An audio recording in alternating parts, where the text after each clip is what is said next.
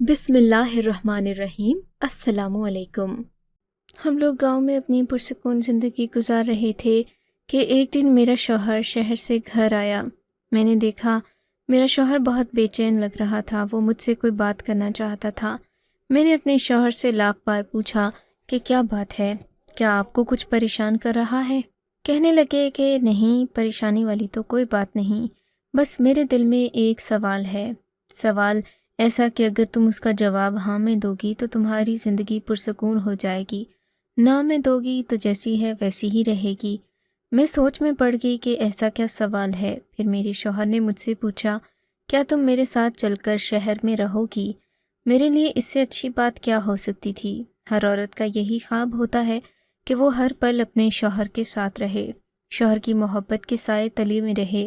میں نے اپنے شوہر سے کہا کہ میں تو کب سے شہر آپ کے ساتھ میں رہنا چاہتی ہوں، لیکن آپ تھے کہ آپ نے مجھے زندگی بھر اس نعمت سے محروم رکھا۔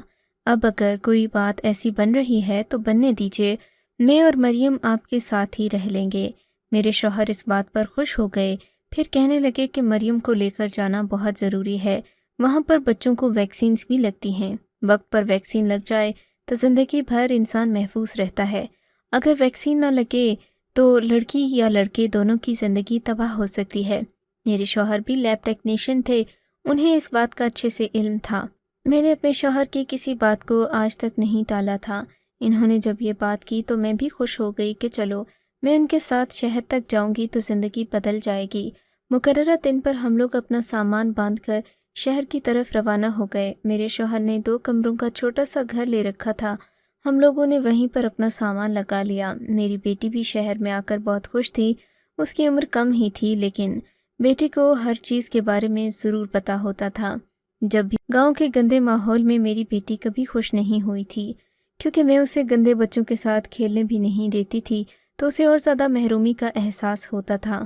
پہلے دن ہم لوگوں نے سامان وغیرہ سیٹ کیا تو میرے شوہر نے مجھے کہا کہ میں کسی کام سے باہر جا رہا ہوں، تم مریم کی حفاظت کرنا، ایسا نہ ہو کہ کچھ غلط ہو جائے اور تم یہاں پر بیٹھی رہو۔ میرے شوہر عجیب غریب قسم کی باتیں کرتے تھے، مجھے ان باتوں سے خوف آتا تھا۔ حادثے سے پہلے حادثے کا ذکر کرنا بہت برا سمجھا جاتا ہے اور میں بھی ایسے ہی مانتی ہوں کہ حادثے کے بارے میں زیادہ بات چیت نہیں کرنی چاہیے، نہ ایسی ڈراؤنی خوفناک باتیں کرنی چاہیے۔ خیر رات کے 8 بجے تھے جب آصف گھر واپس آئے۔ میں نے دیکھا آصف کے پاس کھانے پینے کی چیزیں بھی تھیں اور ایک ایسی پوٹلی تھی جو انہوں نے خفیہ طور پر جا کر اندر کمرے میں رکھ دی۔ مجھے اس پوٹلی سے کوئی غرض تو نہیں تھی، لیکن آصف نے کبھی مجھ سے کوئی بات چھپائی نہیں تھی۔ آج یہ پوٹلی گھر میں چھپا کیوں رہے تھے؟ میں نے دیکھا اس میں چھوٹی چھوٹی بوتلیں تھیں، اتنا تو میں بھی سمجھ گئی تھی، لیکن مجھے اس کے اندر چیز کا پتہ نہیں تھا کہ وہ کیا چیز ہے۔ خیر میں نے آصف کو کچھ بھی دکھانے کے لیے ضد یا اصرار نہیں کیا۔ پھر میں واپس اپنے کمرے میں آ گئی۔ مریم سو گئی تھی۔ میرے شوہر نے مجھ سے ایک عجیب بات کی، کہنے لگے کہ مجھے مریم کی صحت ٹھیک نہیں لگتی، ہمیں اس کا علاج کروانا ہوگا۔ میں ہکا بکا ہو کر انہیں دیکھنے لگی۔ کیا ہو گیا ہے آصف؟ ہماری بیٹی گاؤں سے ٹھیک ٹھاک آئی ہے، اسے کسی قسم کی کوئی بیماری نہیں ہے، آپ خواہ کی باتیں بنا کر خود کو بھی اور مجھے بھی ہلکان مت کریں۔ میری بات سن کر آصف نے برا سا منہ بنا لیا۔ چلو میں کل ہسپتال جاؤں گا، دیکھوں گا کہ مریم کو کسی دوا کی ضرورت تو نہیں ہے۔ آپ پاگل تو نہیں ہو گئے آصف؟ ہماری بیٹی ٹھیک ٹھاک ہے، اس کی صحت میں کوئی کمی نہیں، آپ ویسے ہی اس کے لیے دوائیاں ڈھونڈ رہے ہیں، یہ تو وہی بات ہوئی کہ آپ اسے جان بوجھ کر بیمار کرنا چاہتے ہیں۔ میں پاگل نہیں ہوں، یہ بیٹی میری بھی ہے اور مریم کو تم نے پیدا کیا، لیکن یہ میری وجہ سے اس دنیا میں آئی ہے، یہ بات مت بھولو۔ آصف کا رویہ ایسے تبدیل ہو گیا جیسے وہ میرے شوہر نہیں بلکہ میرے درینہ دشمن ہوں۔ میں چپ ہو گئی تھی، بعض اوقات وہ ایسا ہی غصہ کرتے تھے، لیکن صبح ہوئی تو میں نے دیکھا آصف مریم سے کہہ رہے تھے کہ بیٹی اچھے کپڑے پہنو اور جلدی سے تیار ہو جاؤ، میں تمہیں ہسپتال لے کر جاؤں گا۔ ہسپتال لے کر جائیں گے؟ مگر کیوں؟ میں درمیان میں آ گئی تو آصف نے مجھے چپ رہنے کا اشارہ کیا۔ تم مت بولو، یہ ہم باپ بیٹی کا معاملہ ہے، میں اسے ہسپتال لے کر جاؤں گا، کیا پتہ میری بیٹی کو کوئی بیماری ہو، میری پیاری بیٹی۔ میرے شوہر نے مریم کو سینے سے لگاتے ہوئے کہا تھا، لیکن مریم کو تو کوئی بیماری نہیں ہے، اگر اسے بیماری ہو سکتی ہے تو پھر مجھے بھی ہوگی، آپ مجھے بھی لے کر چلیں گے، آصف نے ہوا میں ہاتھ لہراتے ہوئے کہا تھا۔ ماں اور بیٹی کا کیا مقابلہ، چھوٹی ہے، بچوں کی صحت نازک ہوتی ہے، میں ہسپتال میں کام کرتا ہوں، مجھے زیادہ پتا ہے یا تم زیادہ جانتی ہو؟ گھر میں رہ کر بچے پالنے کا یہ مطلب نہیں کہ تمہیں بچوں کی صحت کے بارے میں ہر ایک بات پتہ ہوگی۔ میرے شوہر نے یہ کہہ کر مجھے چپ کروا دیا۔ وہ مریم کو ہر صورت ہسپتال لے کر جانا چاہتے تھے کہ مریم کو کوئی بیماری نہ ہو۔ بالآخر مجھے چپ ہونا پڑا۔ وہ مریم کا باپ تھا، میں اسے روک بھی نہیں سکتی تھی۔ اسے لے کر وہ گھر سے چلے گئے۔ پیچھے میں دعائیں کرنے لگی کہ اللہ سب بہتر کرے، میری بچی کو کوئی بیماری نہ ہو، کیونکہ میرے شوہر کو شک تھا کہ مریم کو کوئی بیماری ہوگی۔ 2 بجے تک میں انتظار کرتی رہی۔ آج جمعہ تھا، میرے شوہر نے 12 بجے آنا تھا، لیکن شام کے 4 بج گئے، میرے شوہر ابھی تک گھر نہیں آئے تھے۔ مجھے اب پریشانی ہونے لگی۔ میں نے انہیں فون کرنے کا سوچا، لیکن اسی وقت گھر کے دروازے پر دستک ہونے لگی۔ میں نے دروازہ کھولا تو آصف سامنے کھڑے تھے، لیکن مریم ان کے ساتھ نہیں تھی۔ یہ دیکھ کر میرے تو 14 طبق روشن ہو گئے۔ میں نے غصے میں چلاتے ہوئے پوچھا، آصف، آپ میری مریم کو کہاں چھوڑ آئے ہیں؟ کہاں گئی ہے میری بچی؟ میرے تو ہاتھ پاؤں پھولنے لگے تھے۔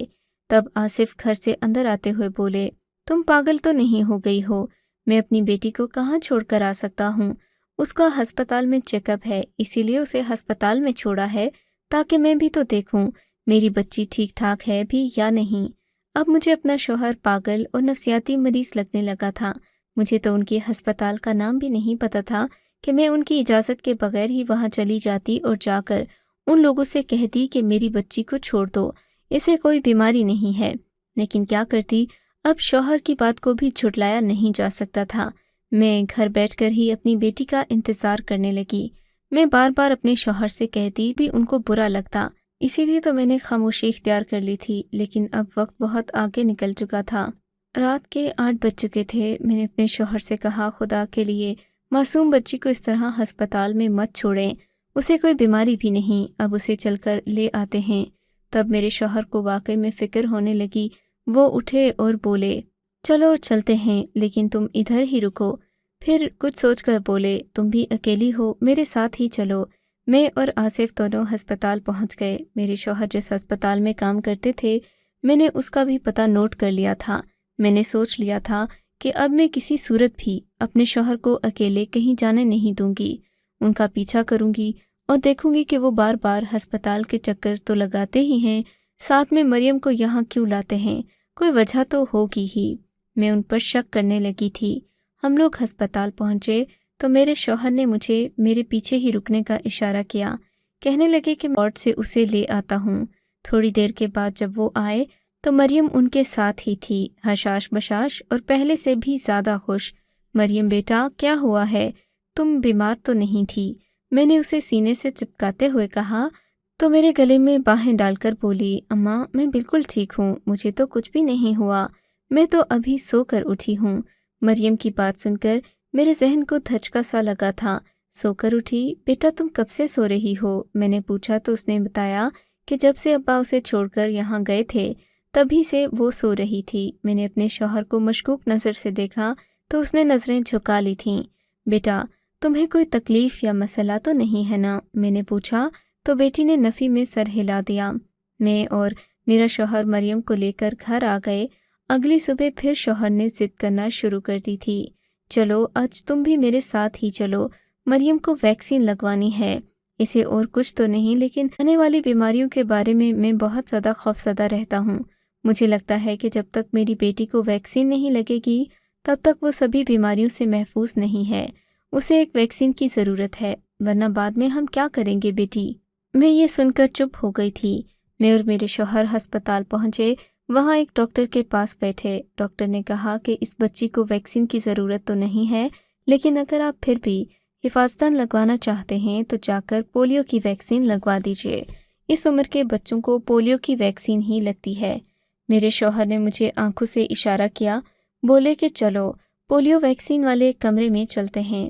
ہم دونوں اٹھ کر پولیو ویکسین والے کمرے میں آ گئے۔ پھر دیکھا تو میرا شوہر ادھر ادھر نظریں گھما رہا تھا جیسے اسے کسی خاص شخص کی تلاش ہو۔ پھر ایک ڈاکٹر نظر آیا، اس کے پاس جا کر کھڑے ہو گئے۔ ڈاکٹر مجید، مجھے میری بچی کو انجیکشن لگوانا ہے، ویکسین کا انجیکشن، آپ لیجیے۔ یہ کہہ کر انہوں نے مریم کو آگے کر دیا۔ ڈاکٹر مجید بولا کہ میں اس ٹائم بچوں کو انجیکشن نہیں لگاتا، مجھے ضروری کام ہے، آپ گھر چلی جائیے۔ یہ کہہ کر اس ڈاکٹر نے ہمیں جانے کا اشارہ کیا۔ میرے شوہر نے مجھے اور مریم دونوں کو ہی ہاتھ سے پکڑ کر باہر لایا اور ریسیپشن میں جا کر کوئی بات کر دی۔ میں نہیں جانتی کہ وہ بات کیا تھی۔ اس کے بعد میرا شوہر خوشی خوشی ہم دونوں کے ساتھ آ کر کھڑا ہو گیا۔ پھر ہم لوگوں نے ایک گاڑی کی اور ہم گھر آ گئے۔ گھر آ کر میرا شوہر ایک کمرے میں بند ہو گیا۔ میں اس سے بات کرنا چاہتی تھی لیکن وہ مجھ سے بات نہیں کر رہا تھا۔ پھر تھوڑی دیر کے بعد مریم کو نیند آ گئی۔ مریم بیچاری صبح کی بھوکی بھی ہوئی تھی، کہیں وہ سو گئی تو اسے پتہ نہیں چلا کہ وہ دن بھر سوئی رہی ہے۔ میرا شوہر اپنے کمرے میں چلا گیا تھا، اس نے کمرے کا دروازہ بھی بند کر رکھا تھا۔ میں باہر مریم کے ساتھ تھی۔ میں نے شوہر کے بند کیے دروازے کو بچایا بھی نہیں کہ کہیں مریم جاگ نہ جائے، لیکن حیرت اس بات کی ہو رہی تھی کہ میاں اور بیوی میں تو کوئی راز نہیں ہوتا، پھر وہ دروازہ بند کر کے کیا کر رہا تھا؟ میں نے دروازہ بجایا تو نہیں، لیکن آصف کو ہلکی ہلکی آوازیں دینے لگی۔ اسی وقت مجھے اندازہ ہوا کہ آصف کمرے میں اکیلے نہیں بلکہ وہ فون پر کسی سے بات کر رہے تھے۔ یہ بات میرے لیے اور بھی زیادہ حیران کن تھی کہ میرا شوہر مجھ سے چھپ کر کس سے فون پر باتیں کرتا ہے، کہیں کوئی لڑکی ولکی کا چکر تو نہیں ہے۔ میں نے قریب کان لگا کر بات سننے کی کوشش کی، لیکن وہ بہت غصے میں لگ رہے تھے۔ ان کی بات سے ایسا نہیں معلوم ہوتا تھا کہ وہ کسی عورت سے بات کر رہے ہیں۔ ایسی زبان عموماً وہ مردوں کے ساتھ ہی استعمال کرتے تھے۔ میں بھی مطمئن ہو گئی۔ تھوڑی دیر بعد آصف نے خود ہی کمرے کا دروازہ کھول دیا۔ مجھ سے پوچھنے لگے کہ کیا ہوا؟ میں نے کہا مریم سو گئی ہے، اب آپ اور میں بھی سونے چلتے ہیں، بہت دیر ہو گئی۔ آصف نے میری طرف دیکھ کر ناگواری سے میرے کپڑوں پر نظر ڈالی اور بولے، تم ہوش میں تو ہو؟ اپنے اتنے گندے کپڑے لے کر تم میرے ساتھ رہو گی؟ جاؤ جا کر نہا کر آؤ، تمہیں دیکھ کر ہی مجھے گھن آتی ہے۔ ہسپتال میں دوائیوں کی بدبو سونگھتا رہتا ہوں اور گھر آ کر تمہارا بدبودار گندا وجود۔ اپنے آپ کو صاف ستھرا رکھا کرو۔ شوہر کی طرف سے بھی یہ بے عزتی میرے لیے بہت توہین آمیز تھی۔ میں خود پر ہی شک کرنے لگی۔ میں فوراً واپس اپنے کمرے میں آئی اور سب سے اچھے کپڑے ڈھونڈ کر غسل خانے میں نہانے چلی گئی۔ موسم تو سردی کا تھا، لیکن میں نے اس بات کی پرواہ بھی نہیں کی۔ شوہر کی بے عزتی عورت کو بہت زیادہ تکلیف دے دیتی ہے۔ میں ٹھنڈے پانی سے نہا کر واپس کمرے میں آئی تو میرا شوہر سو چکا تھا۔ مجھے بہت دکھ ہونے لگا کہ میں تو خود کو ہر وقت صاف ستھرا رکھتی ہوں، پھر بھی میرا شوہر یہ گلے شکوے کرتا ہے۔ حالانکہ وہ بھی نہیں کرتا، لیکن اسے میرے گندے وجود کی خوب خبر تھی۔ خیر، میں سونے کے لیے لیٹ گئی۔ تھوڑی دیر کے بعد محسوس ہوا کہ مجھے ہلکا ہلکا بخار ہے، لیکن اب کیا کر سکتی تھی؟ بخار کو میں روک تو نہیں سکتی تھی۔ میں اپنے کمرے میں بیٹھی اسی طرح سو گئی تھی۔ مجھے سخت نیند آئی تھی۔ جب صبح میری آنکھ کھلی تو کافی وقت گزر چکا تھا۔ بخار میں نیند بھی بہت آتی ہے۔ میری آنکھ کھلی تو یہ دیکھ کر میں حیران ہی رہ گئی کہ گھر کا دروازہ کھلا ہوا تھا، جبکہ مریم اور اس کا باپ گھر پر نہیں تھے۔ میں نے تو اپنا سر پیٹ لیا، یا اللہ، یہ مریم اور اس کا باپ کہاں چلے گئے؟ میں نے دل میں سوچا۔ پھر میں اٹھ کر بیٹھی، کمرے کا دروازہ بند کر دیا، کیونکہ یہ دروازہ بیٹھک کا ہی تھا اور بیٹھک کا دروازہ گلی میں کھلتا تھا۔ شوہر کی غیر ذمہ داری پر مجھے حیرت اور شک دونوں ہونے لگا کہ آخر ایسی بھی کیا جلدی تھی کہ وہ سوتی بیوی کو چھوڑ کر یوں دروازہ کھلا رکھ کر ہی چلا گیا۔ اسے کم از کم اتنا احساس تو کرنا چاہیے تھا کہ اس کی بیوی گھر میں سو رہی ہے، وہ گھر کا دروازہ بند کر جائے۔ میں بہت غصے میں بیٹھی ہوئی تھی، لیکن کیا کر سکتی تھی؟ اپنے شوہر پر غصہ بھی نہیں کر سکتی تھی۔ میں بھی اپنے گھر سے نکلی اور اسی ہسپتال کی طرف جانے کے لیے تیار ہو ہی رہی تھی کہ گھر کے دروازے پر دستک ہوئی۔ میں نے دروازہ کھولا، لیکن دروازہ کھولنے سے پہلے فون کی گھنٹی بجی۔ میں نے فون اٹھایا تو میرے شوہر کی آواز آ رہی تھی۔ شوہر نے مجھ سے بات کرتے ہی پہلے یہ پوچھا کہ دروازے پر کوئی آیا تو نہیں۔ میں نے کہا کہ جی ہاں، ایک آدمی آیا ہے، سفید رنگ کا کوٹ پہنے ہوئے ہے۔ اس نے اپنا نام نہیں بتایا۔ میرے شوہر نے کہا کہ وہ ڈاکٹر ہوگا، ہماری بیٹی کو ویکسین لگانے آیا ہے، تم ایسا کرنا کہ اس سے انگوٹھے کا نشان لے لینا، کہنا کہ انگوٹھے کا نشان لگا دیں، ویکسینیشن ہو چکی ہے۔ تو ایسے ہی کیا، دروازہ کھولا، سامنے وہی نوجوان ڈاکٹر کھڑا تھا جسے ہم نے کل ہسپتال میں دیکھا تھا۔ کہنے لگا کہ آپ کی بیٹی مریم کہاں ہے؟ میں نے مریم کو ویکسین لگانی تھی۔ میں نے کہا مریم کو ویکسین تو لگ چکی ہے، لیکن آپ حاضری کے طور پر یہاں اپنا انگوٹھا لگا جائیں اور دستخط بھی کر دیں تاکہ ہسپتال کے ریکارڈ میں یہ چیز اپڈیٹ ہو جائے اور ہمیں سمجھ آ جائے کہ ہماری بیٹی کو ویکسین لگ چکی ہے۔ میرے کہنے پر ڈاکٹر نے اپنا انگوٹھا اور دستخط وغیرہ کر کے کاغذ میرے حوالے کر دیا، جس کا مطلب یہ تھا کہ ہماری بیٹی کو ویکسین لگ چکی ہے۔ میں تو ایک معمولی بات سمجھ کر اس چیز کو نظر انداز کر چکی تھی، لیکن اگلے دن جو ہوا اس نے تو میرے 14 طبق روشن کر دیے۔ میرے شوہر نے مجھ سے کہا کہ اب میں جو کرنے جا رہا ہوں اس میں تمہیں میرا ساتھ دینا ہوگا، ورنہ زندگی بھر پچھتاؤ گی۔ میں اس چیز کو کچھ زیادہ سمجھی نہیں تھی، پر 2 ہفتے کے بعد ساتھ تھا۔ میرا شوہر کہنے لگا کہ بیٹی کو تکلیف ہے، اور واقعی میں میری بیٹی کو بھی دن بدن پیٹ میں درد ہوتا جا رہا تھا۔ درد ایسا تھا جو بڑھتا ہی جاتا۔ بیٹی کے پیٹ میں بھی تکلیف تھی، پیٹ ہلکا سا پھولا ہوا لگ رہا تھا۔ بیٹی کو لے کر میں بہت پریشان تھی۔ تبھی میرے شوہر نے کہا کہ ہم ہسپتال چلتے ہیں، میں اپنی بیٹی کو چیک کرواؤں گا۔ مجھے تو پہلے ہی شک تھا کہ بیٹی بیمار ہے، کچھ نہ کچھ بات تو ہوئی ہوگی۔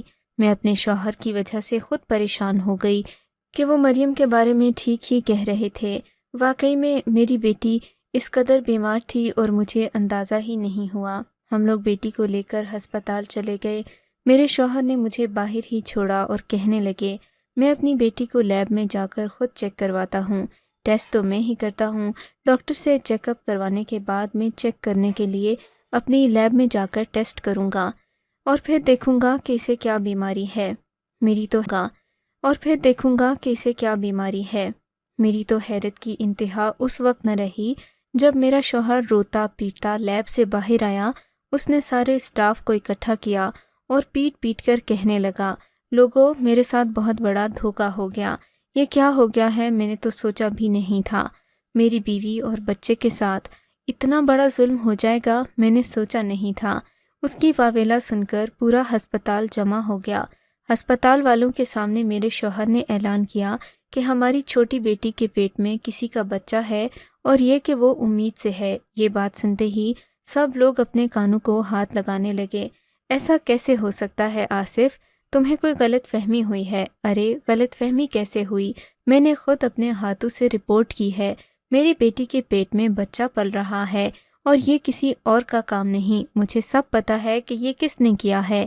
سب لوگ سوالیہ نظر سے میرے شوہر کو دیکھنے لگے۔ اس پر اسی ڈاکٹر کے سائن اور اس کا انگوٹھا موجود تھا۔ انگوٹھے کا نشان دیکھ کر وہ کہنے لگا کہ یہ آدمی 2 ہفتے پہلے میرے گھر میں میری بیٹی کو ویکسین لگانے آیا تھا۔ اسی دن میری بیوی نے مجھے بتایا کہ میری بیٹی گھر پر اکیلی تھی۔ جب میری بیوی گھر آئی تو بیٹی کی حالت بگڑی ہوئی تھی، اس سے تو چلا بھی نہیں جا رہا تھا۔ یہ سارا کام ڈاکٹر محب کا ہے، اسی نے یہ گھٹیا اور نیچ حرکت کی ہے۔ میری بیٹی کے اکیلے پن کا فائدہ اٹھایا اور ویکسین کا بہانہ بنا کر اسے زیادتی کا نشانہ بنا دیا، اور آج مجھے یہ دن دیکھنا پڑ رہا ہے۔ ارے لوگو، میں اتنا بڑا عزت دار شخص ہو کر اتنا بھاری جھوٹ کیوں بولوں گا؟ مجھ پر یقین کرو اور اس ڈاکٹر کو دھکے مار کر اس ہسپتال سے نکال دو۔ میرے شوہر کی واویلا سن کر سب لوگ ڈاکٹر محب کے آفس کی طرف گئے۔ ڈاکٹر محب اپنے دفتر میں بیٹھا کام کر رہا تھا۔ اسے جب یہ بات پتہ چلی تو وہ بھی ہکا بکا رہ گیا۔ سب سے پہلے اس سے پوچھا گیا کہ کیا تم ویکسین لگانے ان لوگوں کے گھر گئے تھے؟ اس نے اعتراض تو نہیں کیا، اور واقعی میں وہ آیا بھی تھا۔ کہنے لگا یہ تو میری ڈیوٹی تھی۔ اس بات پر ہسپتال کی انتظامیہ اور زیادہ شک میں پڑ گئی کہ ایسا کیسے ہو سکتا ہے کہ ایک سینئر ڈاکٹر کو ایک عام سے ملازم کے گھر جا کر اس کی بیٹی کو ویکسین لگانا پڑے۔ کوئی بات تو ہوئی ہوگی جو یہ وہاں پر اس وجہ سے گیا کہ ایک معمولی سی لڑکی کو ویکسین لگا سکے، ورنہ وہ کسی ویکسین والے بندے کو بھیج دیتا۔ یہ باتیں سن کر پورا ہسپتال ڈاکٹر محب سے بدگمان ہو چکا تھا۔ سب لوگوں کو یقین نہیں آ رہا تھا کہ ڈاکٹر محب اتنا گر بھی سکتا ہے۔ सब लोग मेरे शौहर کی بات پر اس لیے بھی یقین کر رہے تھے کیونکہ کوئی بھی بندہ اپنی بیٹی کے بارے میں اتنی بڑی بات جھوٹ نہیں بول سکتا، لیکن نہ جانے کیوں سب لوگوں کو میرے شوہر پر تو یقین تھا، پر مجھے اپنے اس جھوٹ پر یقین تھا ہی نہیں۔ ہوتا بھی کیسے جب میں اپنی بیٹی کو اچھے سے جانتی تھی اور اپنے گھر میں ہونے والی ہر تبدیلی سے واقف تھی۔ میں جان گئی تھی کہ میرے شوہر کا اس سب کے پیچھے کوئی نہ کوئی مقصد ہوگا۔ ان سب لوگوں میں اپنے شوہر کا ساتھ دینے کی بجائے میں اپنے شوہر کے خلاف اٹھ کھڑی ہوئی۔ میں نے حق اور سچ کا ساتھ دیا، سب کو بتایا کہ یہ ساری باتیں جھوٹ ہیں۔ میرے شوہر نے ڈاکٹر کے دستخط اور اس کے انگوٹھے کا نشان لینے کے لیے مجھے کہا تھا تاکہ ویکسین کا ریکارڈ آ جائے۔ میں نہیں جانتی تھی اس کے پیچھے میرے شوہر کی کیا سازش ہوگی۔ میں سب سے درخواست کرتی ہوں کہ میری بیٹی کا ایک اور ٹیسٹ کروایا جائے جس سے پتہ چلے کہ جو بات میرا شوہر کہہ رہا ہے وہ صحیح ہے بھی یا نہیں۔ میرے شوہر کو خود پرمان تھا کیونکہ پورے ہسپتال میں لیب ٹیکنیشین ایک میرا شوہر ہی تھا، باقی لوگوں کو تو اس نے قابو کر رکھا تھا۔ جب سب لوگوں نے یہ سنا کہ ایک آدمی کی بیوی ہی اس کے خلاف ہے تو سب لوگوں کی توجہ ڈاکٹر محب شوہر آصف پر آ گئی تھی۔ آصف کو لوگوں نے کڑے ہاتھوں لیا۔ میں ان بیویوں میں سے نہیں تھی جو اپنے شوہر کی غلط بات پر اس کا ساتھ دیتی ہیں۔ میں نے آصف کی غلطی پر پردہ نہیں ڈالا بلکہ سب کے سامنے اس کا پردہ فاش کر دیا۔ وہ میرے سامنے ہاتھ جوڑ کر معافیا مانگنے لگا، لیکن میں نے ایسا کوئی کام نہیں کیا جس سے میرے شوہر کو برائی کرنے کا مزید موقع ملے۔ میرے شوہر کو 2-3 سال کی جیل بھی ہو گئی، اسے ہسپتال کی نوکری سے ہاتھ دھونا پڑے جس کا اثر ہماری زندگیوں پر ہوا۔ اس نے ڈاکٹر محب سے بدلہ لینے کے لیے اتنا بڑا جال بچھایا، لیکن میں نے یہ سب کچھ سچ نہیں ہونے دیا۔ حالانکہ وہ میرا شوہر تھا، لیکن اللہ کے مطابق انسان کو ہمیشہ حق اور سچائی کا ساتھ دینا چاہیے۔ آپ کو اگر یہ کہانی اچھی لگی ہے تو اس ویڈیو کو لائک کیجیے اور اس طرح کی مزید کہانیاں سننے کے لیے ہمارے چینل کو ضرور سبسکرائب کیجیے۔ کہانی سننے کا شکریہ۔ آپ سے ملاقات ہوگی اگلی ویڈیو میں، تب تک کے لیے اللہ حافظ۔